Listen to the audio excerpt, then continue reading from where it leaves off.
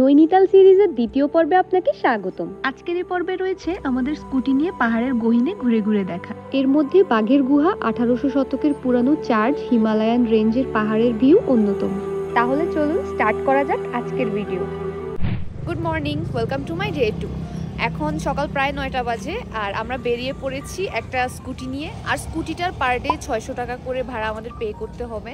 আমরা এখন গাড়িতে পেট্রোল নিচ্ছি সো দ্যাট সারাদিন আমরা ভালোভাবে এনজয় করে ঘুরতে পারি প্রত্যেকটা স্পটে।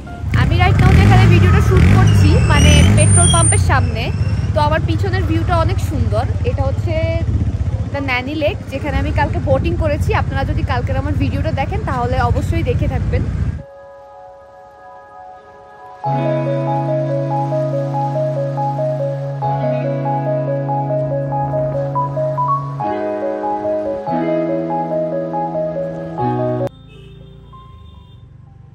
সো রাইট নাও আমরা মল রোডে আছি। এখান থেকে আমরা বেরোবো স্নো ভিউ পয়েন্ট দেখতে।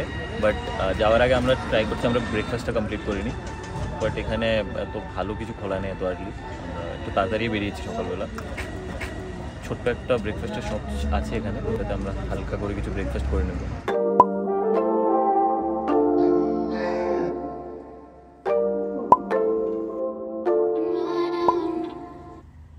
ব্রেকফাস্ট শেষে আমরা চললাম আমাদের প্রথম ডেস্টিনেশনে, যার নাম স্নো ভিউ পয়েন্ট।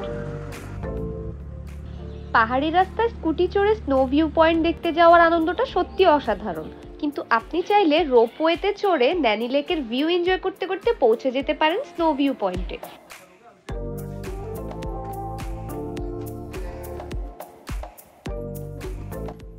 তো আমরা এখন আছি স্নো ভিউ পয়েন্টে। এখান থেকে বেসিক্যালি উত্তরাখণ্ডের একটা মাউন্টেন রেঞ্জ দেখা যায়, যেটা হচ্ছে নন্দা দেবী রেঞ্জ। তো আমি আপনাদের দেখানোর চেষ্টা করবো এখান থেকে, যদিও ফগের কারণে অতটা ক্লিয়ার আসছে না, বাট স্টিল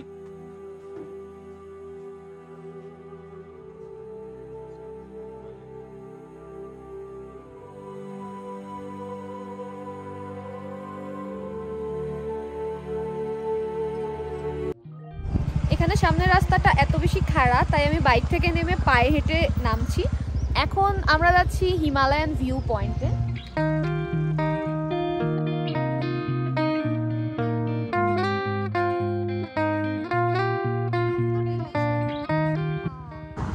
এত সরু রাস্তার মধ্যে দিয়ে আমাদের যেতে হচ্ছে, এত রিস্কি রোডটা।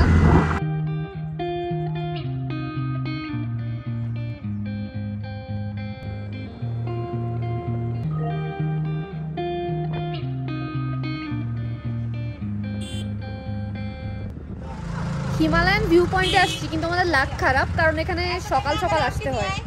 এটা আগের ভিউ পয়েন্টটার মতোই সেম, কিন্তু এখানে আসতে হয় সকাল সকাল। দেন এখানে আপনি একটা ক্লিয়ার ভিউ পাবেন। বাট স্টিল এখানে কিছু ড্রেস পাওয়া যাচ্ছে, পাহাড়ি মেয়েরা যেসব ড্রেস পরে, সো ওগুলো পরে আমি কয়েকটা ভিডিও নিব। এখানে পাহাড়ি মেয়েদের পোশাক পাওয়া যায় মাত্র 100 রুপি রেন্টে। এর মধ্যে থাকে পাহাড়ি মেয়েদের ড্রেস, আপনি আপনার পছন্দের কালার অনুযায়ী ড্রেস সিলেক্ট করতে পারবেন, পাহাড়ি মেয়েদের জুয়েলারি আর হাতে কিউট একটা ফুলের তোড়া।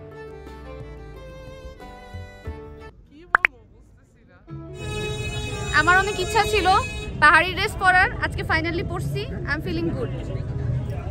এখানে অনেক বাঙালি আসে, তো আমি যখন এই ট্রেডিশনাল ড্রেসে ছবি তুলছিলাম, তো ওরা আমার সাথে আসে, কথা বলে, আমার চ্যানেলে আমি ওদের সাথে শেয়ার করি। কোথা থেকে আসছেন আপনি? পাটনা থেকে আছি আমি। হ্যাঁ, পাটনা থেকে। কেমন লাগছে, কেমন এনজয় করছেন? ভালো লাগছে।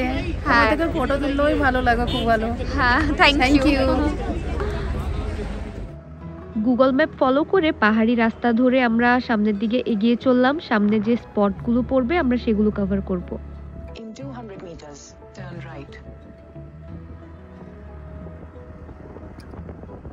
এই পয়েন্টটাকে বলা হচ্ছে ম্যাঙ্গো ভিউ পয়েন্ট, কারণ এখান থেকে লেকটা একটা ম্যাঙ্গো শেপে দেখা যাচ্ছে।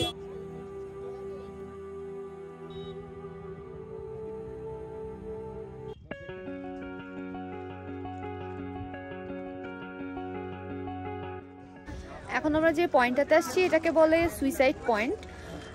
জানা গেছে এখানে অনেক আগে কিছু মানুষ সুইসাইড করছে, সো এটাকে সুইসাইড পয়েন্ট বলে, আবার লাভার পয়েন্টও বলে। সো এই যে প্লেসটা, এই যে জায়গাটা, এটা বেসিক্যালি লাভার পয়েন্টস নামে খুবই ফেমাস। এখানে as much as I know, এই জায়গাতে মেবি অনেক লাভার্সরা সুইসাইড করতো। And you know the reason কেন সুইসাইড করে লাভাররা, সো সার্কামস্টান্সেস হতো তো এখানে এসে সুইসাইড করতো, তো ওই জন্য জায়গাটা লাভার্স পয়েন্ট নামে ফেমাস এখানে।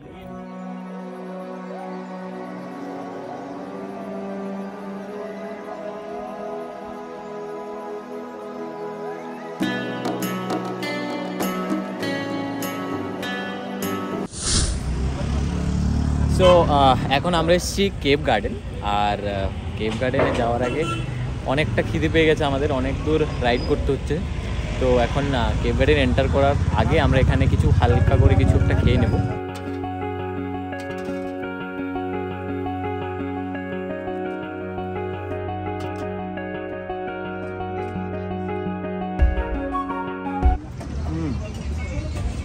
তো আমার হাতে আছে আমি খাচ্ছি থুপকা, যেটা বেসিক্যালি চাইনিজ খাবার, আর এখানে অনেকটাই ফেমাস খাবারটা, বাট এটা অনেক স্পাইসি।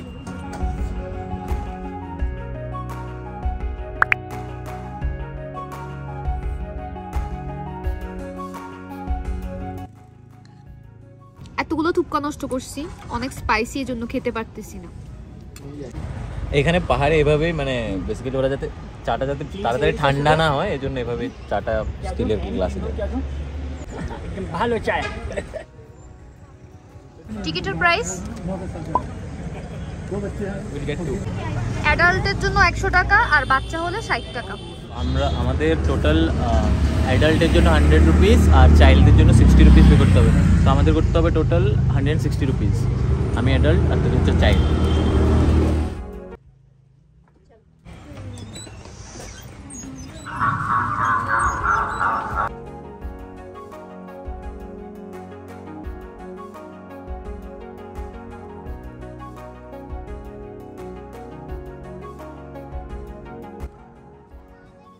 আমরা প্রথমে প্রবেশ করব একটা টাইগার কেভে, যেটা শতভাগ রিয়েল কেভ।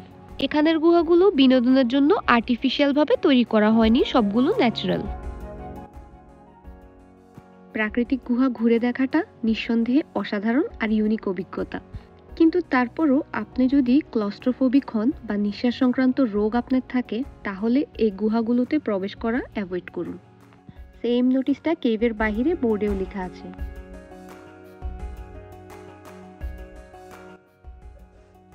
আরেকটা অ্যামেজিং ব্যাপার হলো গুহার ভিতর প্রবেশের পর সামারেও আপনি এসির মতো ঠান্ডা অনুভব করবেন। বেসিক্যালি এই যে কেভগুলো, এগুলো রিয়েল কেভ। আমি ফার্স্টে ভেবেছিলাম এগুলো কৃত্রিম, বাট নো।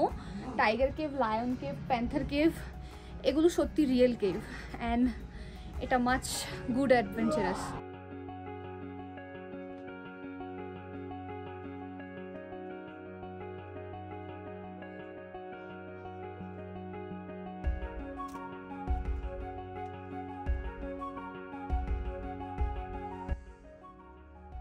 তো এখানের রাস্তাগুলো এত ন্যারো, খুব ন্যারো, সামান্য ন্যারো একটা প্যাসেজ, এখান দিয়ে বেরোতে হয়। আর যখনই আপনারা আসবেন প্লিজ কেয়ারফুল থাকবেন, উপরের মাথাটা বাঁচিয়ে, কারণ এখানে এনি টাইম আপনি হিট করতে পারেন আপনার মাথা।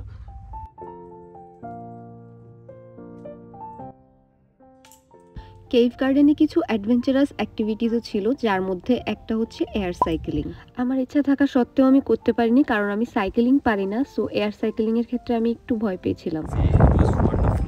বাট একটু তোমাকে পুশ করতে হয় বারবার, আর একটু হাওয়া থাকে, হাওয়ার প্রেশার থাকে, দ্যাটস অল। বাট খুব ভালো এক্সপিরিয়েন্স ছিল।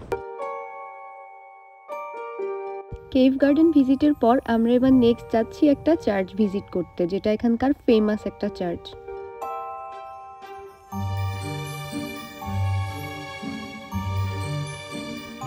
আমার নেক্সট স্পট ছিল এখানকার একটা চার্চ, তো এখানে আমি চলে আসলাম।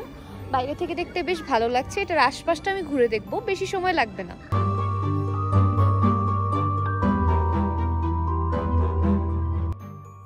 নৈনিতালে বেশ কয়েকটি পুরনো চার্চ রয়েছে, এর মধ্যে এটি অন্যতম। এটার নাম সেন্ট জনস চার্চ। अच्छा, आपका क्या जन्म साल? क्या पता बाबू, हमको को भी याद नहीं है बाबू। ये कितना पुराना है ये चर्च? ये बहुत ही होगा बाबू, ये 1846, 1846 का है। हाँ It's written over there. हाँ, यहाँ तो लिखा तो है। চার্চ হলে এখন ঢোকা যাবে না, তো আমরা জাস্ট আশপাশটা ঘুরে দেখছি। এখন আমরা ব্যাক যাচ্ছি। এদিকটা অন্ধকার হয়ে আসতেছে। পাহাড় বেয়ে উপরে উঠে আজকে সকালে আমরা অনেকগুলো স্পটে ঘুরেছি। ঠিক সেই সুন্দর পাহাড়ি পথেই আমরা ফেরত যাচ্ছি আমাদের ঠিকানা মল রোডে।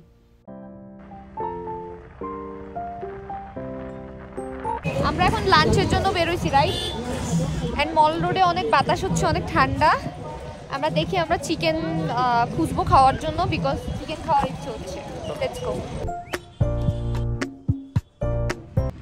আমি খাবার অর্ডার করে খাবারের জন্য ওয়েট করছি, আর আমার পিছনের ভিউটা অনেকটা এরকম। সো আমি লাঞ্চের জন্য অর্ডার করছি 2টা তান্দুরি রুটি, এগুলা ইচ 12 রুপি করে। আর এখানে একটা প্লেন রাইস, এটার প্রাইস হচ্ছে 100 টাকা। আর এখানে ডাল মাখনি অর্ডার করছি, এটা হচ্ছে 180 টাকা। এখানে একটা কোয়ার্টার বাটার চিকেন অর্ডার করছি, এটা হচ্ছে 200 টাকা।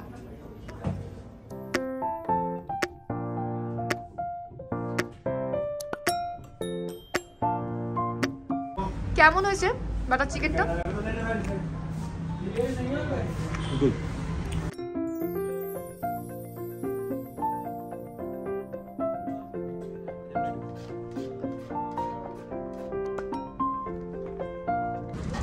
খাবার শেষ করে আমি এখন যাচ্ছি সামনে লেকটার কাছে। ভিউটা স্টানিং। আমার ইচ্ছা করতেছে আমি আজকে সারাদিন এখানেই বসে থাকি, and it might be possible সারা সন্ধ্যা আমি এখানেই থাকবো। আজকে নৈনিতালের অনেকগুলো প্লেসে ঘোরাঘুরি করেছি, অনেক মজা করেছি, আপনাদেরকেও টোটাল ইনফরমেশন দিয়ে দিয়েছি। একটা মজাদার দিন কাটানোর পর আজকে আমাদের অ্যাক্টিভিটিসগুলো আমরা এখানেই শেষ করছি। আর কালকে আমাদের লিস্টে অনেক অ্যাক্টিভিটিস আছে। আমাদের কালকের অ্যাক্টিভিটিসগুলো দেখার জন্য অবশ্যই চ্যানেলে চোখ রাখুন। সে অবধি ভালো থাকবেন, সুস্থ থাকবেন। Bye bye.